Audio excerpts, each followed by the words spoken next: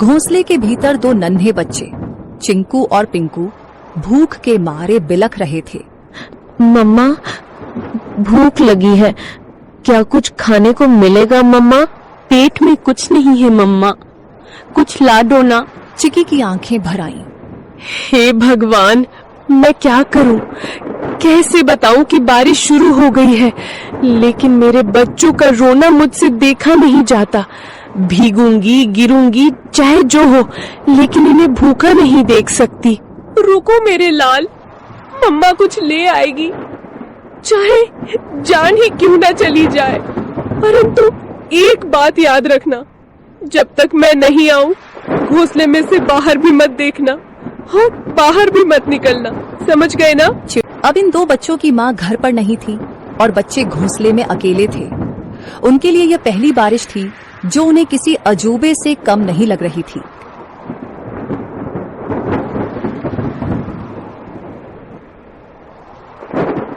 चिंकू बार बार गर्दन बाहर निकालकर देख रहा था।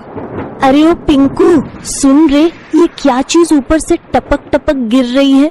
कोई रो रहा है क्या? पिंकू घोंसले के कोने में दुबक कर बैठा था। अबे मूर्ख, रोने की आवाज नहीं है ये, बारिश है बारिश, आसमान बरस रहा है। पर ये आवाज कितनी डरावनी है, और पानी, इतना सारा पानी कहाँ से आता है रे? मत देख बाहर, मम्मा ने कहा था बिजली चमकी तो घोंसले समेत भस्म हो जाओगे। चिंकू सहम गया। हवा के साथ पानी की बौछारें घोंसले तक पहुंचने लगी थी। दोनों भीगने लगे। मम्मा कब आएगी पिंकू? भूख लग रही है यार, और डर भी। पिंकू कुछ नहीं बोला, उसकी आंखों में चिंता थी।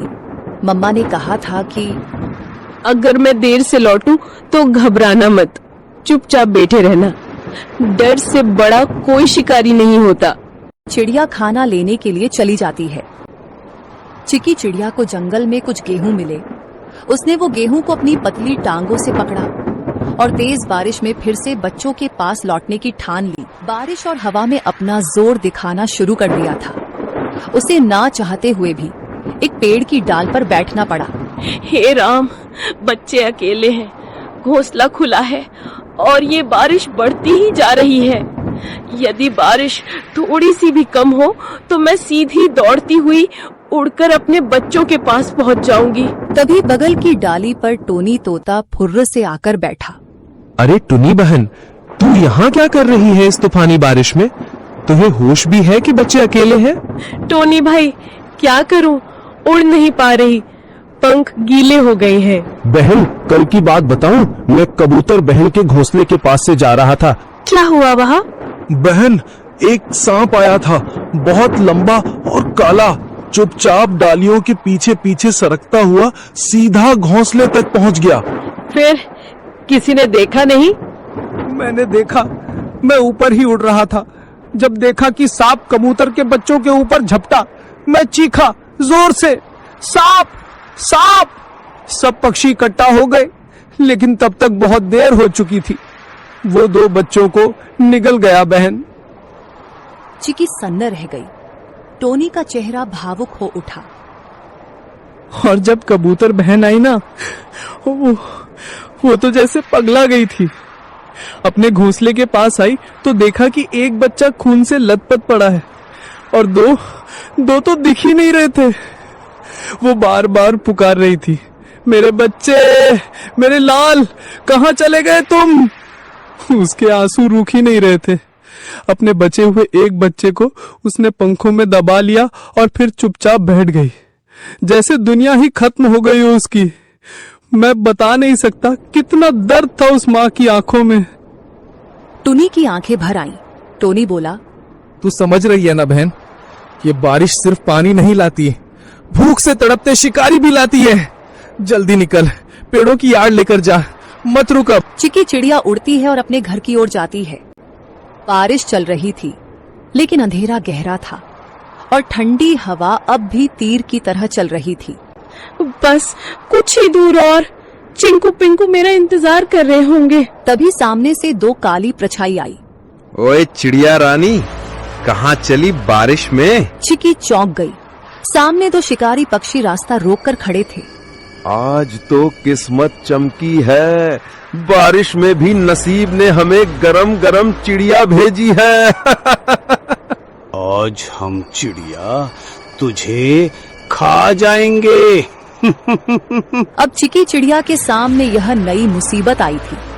चिड़िया ने सोचा, इस बार मैं नहीं बच सकती, क्योंकि आज दोनों दरिंदे बदमाश इकट्ठा होकर आए हैं। मुझे आज बल से नहीं परंतु दिमाग से काम लेना होगा। उसके दिमाग में एक आइडिया आया, जब दुश्मन को हराना हो तो उनमें फूट डालो, जिसे दुश्मन की ताकत आदि हो जाती है। तुम दोनों बहादुर शिकारी हो ना, और मुझे खाना चाहते हो ना, परंतु तुम दोनों में से जो सबसे बड़ा शिकारी और सबसे ज्यादा ताकतवर होगा वही मुझे खाएगा। मैं तो सबसे खतरनाक हूँ, पंखों से पंजे तक मौत हूँ, मौत। तेरी औकात नहीं मेरे सामने, मैं तो उड़ते परिंदे गिराता हूँ। तू मुझसे बड़ा शिकारी नहीं हो सकता। तो भेड़ो ना, दिखाओ असली ताकत। मुझे तो वही खा सकता है जो सबसे ताकतवर है। दोनों शिकारी जल उठे। कौवा उड़कर सुल्तान की ओर झपटा। सुल्तान ने पलटवार किया। सबसे पहले मैं तुझे खाऊंगा, फिर इस चिड़िया को। तू खा नहीं पाएगा कालू। दोनों एक दूसरे को नोचते हुए हवा में झगड़ते हुए नीचे गिर पड़े। दोनों की हालत खराब हो गई और बेहोश हो गए। चिकी इसी मौके का फायदा उठाते हुए चुपचाप वहां से जल्दी उड़ते हुए निकल गई। उसके मन में एक ही बात थी, बच्चों तक पहुंचना है, बस अब देर नहीं। चिंकू और पिंकू कांपते हुए बैठे थे। बारिश अब थम चुकी थी, लेकिन डर अब भी घोंसले में था। तभी हवा में एक जानी पहचानी गंध आई। चिंकू, मेरे पिंकू, मैं लौट आई। मम्मा, हम कब से राह देख रहे थे कि आप कब आएंगी। मेरे लाल, तुम दोनों ठीक हो ना? डर तो नहीं लगा? बहुत डर लगा मम्मा, बिजली भी चमक रही थी। चिंकू बार बार बाहर देख रहा था, मैं तो कह रहा था ना जल जाएगा। बेटा, कभी कभी डर जरूरी होता है, लेकिन बहादुरी ये है कि डर के बाद भी टिके रहो। तुम दोनों ने बहादुरी दिखाई। पंखों में छुपाए हुए गेहूं को निकालकर मजेदार खाना बनाया और बच्चों को दिया। बच्चों ने भूख के कारण खाना खा लिया। अगली सुबह बारिश तो रुक चुकी थी, लेकिन घोंसले में सन्नाटा था। सूरज की हल्की रोशनी घोंसले में पड़ी तो चिकी ने देखा, चिंकू एक कोने में पड़ा कांप रहा था। उसकी आंखें आधी खुली थी और शरीर तप रहा था। चिंकू, ओ बेटा, क्या हुआ तुम्हें? मम्मा, बहुत गर्मी लग रही है, पूरा बदन जल रहा है। हे भगवान, बुखार इतनी तेज, अब मैं क्या करूं? मम्मा, चिंकू को क्या हो गया? ये तो बोल भी नहीं पा रहा है ठीक से। चिकी ने खुद को संभालने की कोशिश की, लेकिन उसकी आंखों में आंसू भर आए। तू ठीक हो जाएगा बेटा, मम्मा यही है, कुछ करेगी, कुछ जरूर करेगी। उसने चिंकू को अपने पंखों में लपेट लिया। दिन भर वो उसके पास बैठी रही, चिंकू को साल भी दे दी। अगली सुबह जैसे ही सूरज निकला, टुनी को पिंकू की हल्की खांसी सुनाई दी। मम्मा, मुझे भी कुछ अजीब लग रहा है, सर भारी है। नहीं, अब तू भी? ये क्या हो रहा है मेरे बच्चों को? हे भगवान, मैंने कौन सा पाप किया? भूख मिटाने चली तो बारिश आई, बारिश में निकली तो शिकारी आए, और शिकारी से बचकर आई तो अब ये बुखार। क्या मेरी ममता की परीक्षा ले रहे हो तुम? पिंकू और चिंकू दोनों अब मम्मा के पंखों के बीच पड़े कराह रहे थे। चिकी का मन टूटा हुआ था, लेकिन आंखों में अब भी एक जिद थी। नहीं, मैं हार नहीं मानूंगी। मैं माँ हूँ, और माँ कभी घोंसले में बैठकर अपने बच्चों। अब भी एक जिद थी। नहीं, मैं हार नहीं मानूंगी। मैं माँ हूँ, और माँ कभी घोंसले में बैठकर अपने बच्चों को यूं मरता नहीं देख सकती। अगर इनको बचाना है तो मुझे लड़ना होगा, बीमारी से भी, अकेलेपन से भी, और इस जंगल की बेरहमी से भी। लेकिन उसके मन में एक सवाल लगातार घूमता रहा। क्या ये कल सुबह मेरी बिना वक्त गवाए दोनों उड़ चले। जंगल के भीतर झाड़ियों के पीछे एक पुराना सा बिल था। बाहर लगे बोर्ड पर लाल निशान से पता चल गया, यही डॉक्टर का घर है। डॉक्टर साहब जल्दी बाहर आइए, एक माँ के बच्चे बीमार हैं, बहुत बुरे हाल में हैं। कुछ पल बाद डॉक्टर चिंटू बाहर आए। कितने दिनों से बीमार है? 2 दिन से, लेकिन रात में हालत और बिगड़ गई। ले चलो मुझे, मैं खुद देखूंगा। कुछ देर में तीनों घोंसले पर पहुंचे। डॉक्टर ने बच्चों को चेक कर लिया। ये साधारण बुखार नहीं है, ये वायरल है। बच्चों के शरीर में लड़ने की ताकत नहीं बची है। तो क्या ये मर जाएंगे? मैं कुछ नहीं कह सकता। मैं दवा दूंगा, अगर ऊपर वाले ने चाहा तो बच जाएंगे, पर मैं कोई गारंटी नहीं देता। तुम तो डॉक्टर हो, तुम्हारे पास उम्मीद होनी चाहिए। मैं दवा दे सकता हूं बहन, चमत्कार नहीं। जब शरीर साथ नहीं देता तो दवा भी हार जाती है। अब ये तेरी ममता और भगवान की मर्जी पर है। चिकी जानती थी अब उसके हाथ में कुछ नहीं बचा था। वो निकल पड़ी एक उम्मीद में।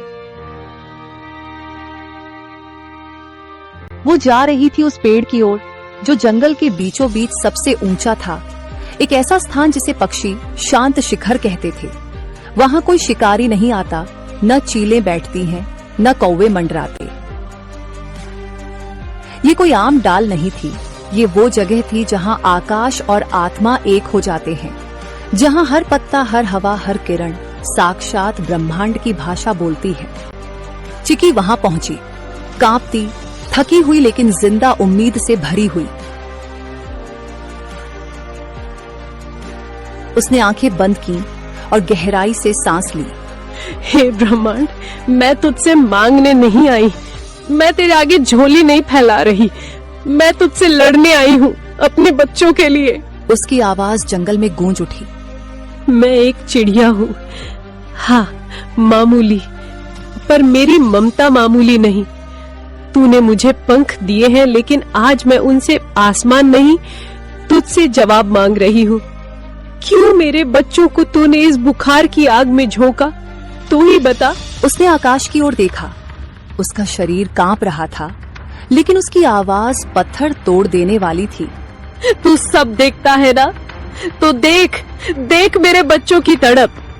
अगर तेरे नियमों में न्याय बाकी है, अगर इस जंगल में जीवन के लिए कोई जगह है, तो मेरे बच्चों को लौटा दे, वरना इस शांत शिखर से एक मरे हुए माँ की चीख उठेगी जो पीढ़ियों तक गूंजेगी। बाद उसने आंखें बंद की और गहराई से सांस ली। हे ब्रह्मांड, मैं तुझसे मांगने नहीं आई, मैं तेरे आगे झोली नहीं फैला रही, मैं तुझसे लड़ने आई हूँ अपने बच्चों के लिए। उसकी आवाज जंगल में गूंज उठी। मैं एक चिड़िया हूँ, हाँ मामूली, पर मेरी ममता मामूली नहीं। तूने मुझे पंख दिए हैं, लेकिन आज मैं उनसे आसमान नहीं, तुझसे जवाब मांग रही हूँ। क्यों मेरे बच्चों को तूने इस बुखार की आग में झोंका? तू ही बता। उसने आकाश की ओर देखा। उसका शरीर कांप रहा था, लेकिन उसकी आवाज पत्थर तोड़ देने वाली थी। तू सब देखता है ना, तो देख, देख मेरे बच्चों की तड़प। अगर तेरे नियमों में न्याय बाकी है, अगर इस जंगल में जीवन के लिए कोई जगह है, तो मेरे बच्चों को लौटा दे, वरना इस शांत शिखर से एक मरे हुए माँ की चीख उठेगी जो पीढ़ियों तक गूंजेगी। बाद में चिकी जिस पेड़ पर बैठी हुई थी, वह पेड़ बोलने लगा। जाओ, अब देखो